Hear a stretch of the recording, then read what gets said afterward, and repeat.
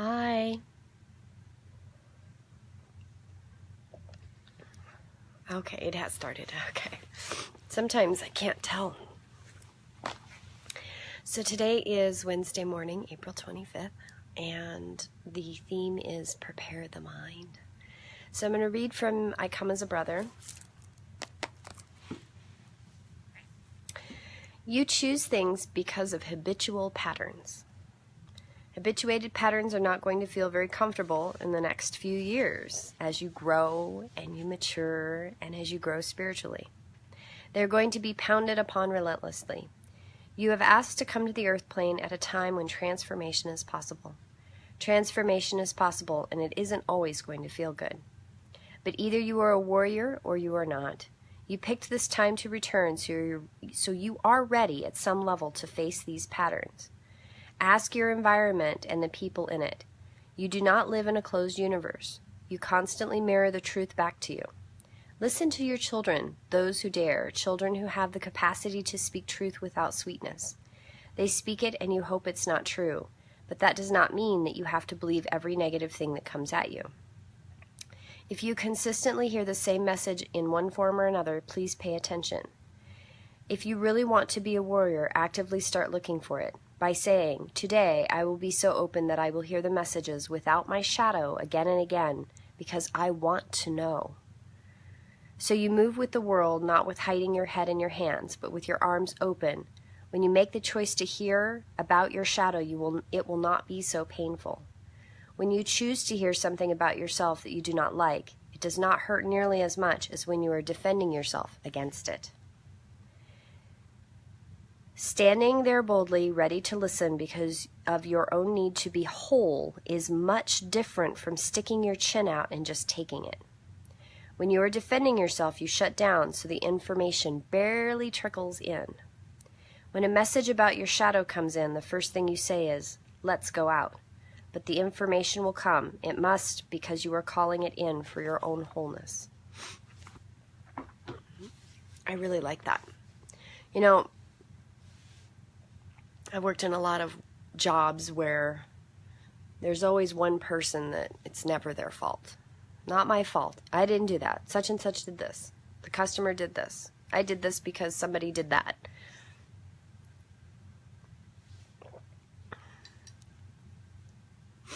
And something I learned years and years and years ago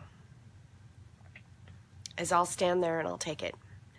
Even if my actions were caused by someone else, and I know it, it's better for me to stand there and listen to the criticism because I learn from that. Now, I am not condoning workplace harassment in any way. I actually did experience that not very long ago, and it was extremely traumatic, and it's taken me a long time to get past that. Being bullied is a whole different thing. But owning your own stuff, owning when you make a mistake, owning when you're learning, owning when you're struggling through things, these are all part of growing and becoming a whole person with all the layers and intricacies of life. And as a spiritual person, when you own that stuff and you dive deep into the shadows of yourself, you find so much more of who you are in a positive way. We all have light and shadow within us. And it's wrong to try to cut all of the shadow out of ourselves. Hey there, Phelan. She brought me her toy. Did you bring me your toy? Do you want me to throw it? There you go. She plays fetch. Don't cut yourself off from yourself. Don't cut the shadow out. We all have that as a part of ourselves. It doesn't mean that you want the shadow to grow and encompass and overcome the light. There's a balance in everything. Preparing your mind for growth is preparing your mind to break free of habitual habits. It is preparing your mind and your spirit to grow and to find the balance between your light and your shadow. That's all that is. And it's not easy. I'm not going to pretend that it's easy. But it is accomplishable. It is doable. It is a real thing that you can work on. It's not a ethereal, metaphysical woo-woo talk. This is real talk. This is real stuff. Recognizing that those are parts of who you are that make you a whole person, and welcome all those pieces of who you are to grow. And that's a beautiful thing. Phelan brought me her toy again. Do you want your toy? Go fetch. I didn't play fetch with her last night when we went to bed, so I think she's wanting Mama to play with her now. So I hope you all have a beautiful day. It's supposed to be warm and sunny here in Montana.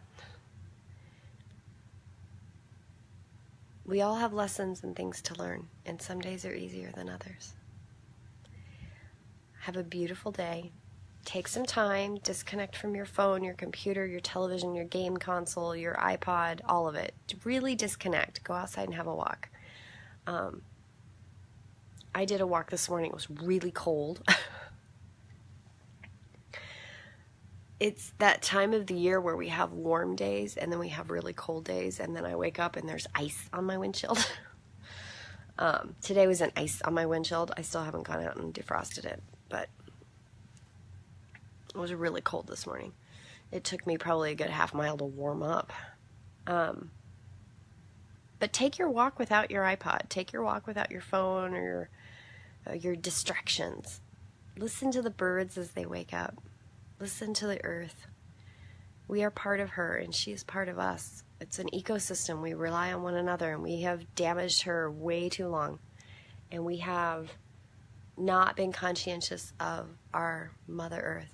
So take some time today and really welcome spring and really enjoy that energy. I hope you all have a beautiful day, and I will see you tomorrow in prayer. Blessed be.